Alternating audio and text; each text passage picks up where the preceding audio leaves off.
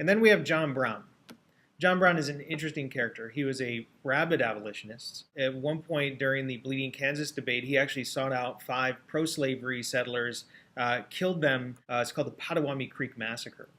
He goes away from Kansas. The issue of slavery keeps coming up to him.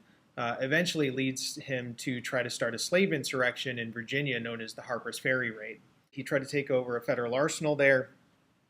He assumed that if he was able to capture the weapons, he could arm the slaves. They would take over a small territory, more slaves would flock to him, and eventually this would be almost the catalyst that would lead to a slave revolution, and they would overthrow their masters. Now, the problem for John Brown, of course, was that the slaves didn't come. They didn't think this plan was going to work. Not that they wanted to stay slaves. They didn't think the plan was any good. Brown is going to be captured, and he's going to be put on trial, and he will be executed. Because he's captured and put on trial, he gets to speak, though. And he sends letters throughout this time. He speaks eloquently on behalf of his abolitionist beliefs.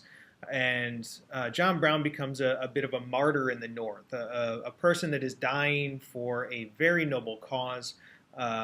And in the South, he becomes a devil, somebody that's trying to trying to convince their slaves to rise up and murder them in their sleep. So Southern, especially the white Southern population, only digs in deeper because of this.